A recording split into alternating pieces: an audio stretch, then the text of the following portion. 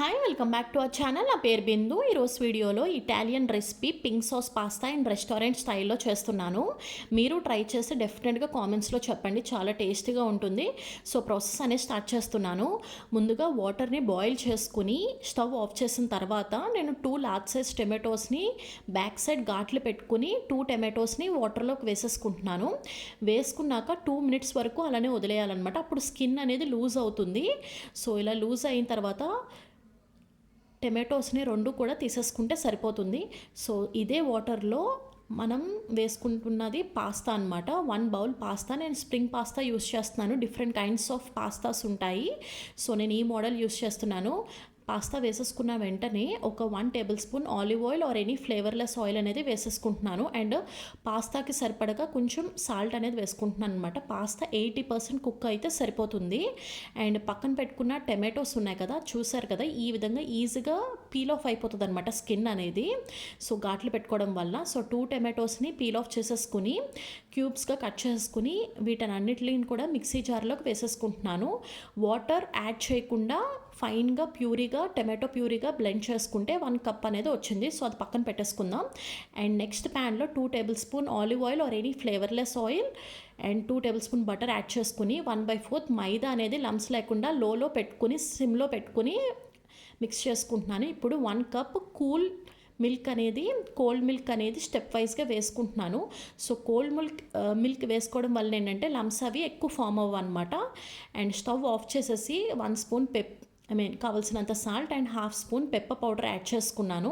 So దీని consistency check చేసుకోవడం ఎలా అంటే, మనకి ఫింగర్తో ఇలా చూపించిన విధంగా అంటే మనకి సాస్ అనేది ఎటు మూవ్ అవ్వకూడదు అనమాట. సో వైట్ సాస్ అనేది మనకి రెడీ అయిపోయింది. సో పక్కన పెట్టేసుకుందాము. అండ్ ఇప్పుడు నెక్స్ట్ ప్యాన్లో 2 table spoon olive oil or any flavourless oil, 2 table spoon butter and 1 small size peel off చేసి ఫైన్గా చాప్ చేసుకున్న గార్లిక్ పీసెస్ అనమాట, అది వేసుకుని సిమ్లో పెట్టుకోవాలన్నమాట. ఇదంతా ప్రాసెస్ సిమ్లో చేస్తున్నాను. And 1/2 spoon organo and 1/2 spoon 1 table spoon seasoning అనమాట, మిక్స్డ్ హెర్బ్స్ అనేది వేసుకుంటున్నాను.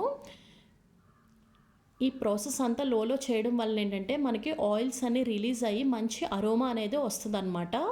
సో ఒక స్మాల్ ఆనియన్ని ఫైన్గా చాప్ చేసుకుని వేసుకున్నాను 1 కప్ అనేది. సో దీన్ని కూడా లో ఫ్లేమ్లో ఒక 5 మినిట్స్ అనేది మిక్స్ చేసుకున్నాక బెల్ పెప్పర్స్ అనేది 1 కప్ అనేది యాడ్ చేసుకుంటున్నాను. So in case bell peppers లేకపోతే 1 కప్ మీరు క్యాప్సికమ్ అని యాడ్ చేసుకోవచ్చు, లేదంటే బ్రాక్లీ కూడా యాడ్ చేసుకోవచ్చు. టేస్ట్ చాలా బాగుంటుంది. అండ్ పక్కన పెట్టుకున్న టమాటో ప్యూరీ 1 కప్ ఉంది కదా, అది 1 కప్ అనేది ఫుల్గా వేసేసుకున్నాను. ఒక 2 మినిట్స్ ఇలాగా మిక్స్ చేసుకున్నాక and 1/2 spoon pepper powder, 1 table spoon chilli flakes and 1 table spoon tomato sauce అనేది వేసుకుంటున్నాను. నేను డైరెక్ట్గా వేసుకుంటున్నాను, నాకు తెలుసు కాబట్టి మీరు స్పూన్తో వేసుకోండి.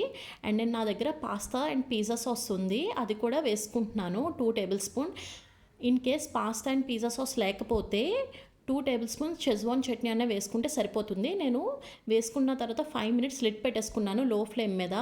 సో మనకి రెడ్ సాస్ రెడీ అయిపోయింది అండ్ పక్కన పెట్టుకున్న వైట్ సాస్ కూడా రెడీగా ఉంది. సో దీన్ని స్టెప్ వైజ్గా 1/2 కప్ అనేది ఫస్ట్ వేసుకుని నేను మిక్స్ చేసుకుంటున్నాను.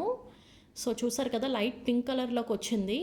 సో మనం బాయిల్ చేసుకుని రెడీగా పెట్టుకున్న 80% కుక్ అయిన పాస్తా ఉంది కదా, చూసారు కదా, నేను కొంచెం వెయిట్ ఇచ్చి నేను పాస్తాని బ్రేక్ చేస్తానన్నమాట.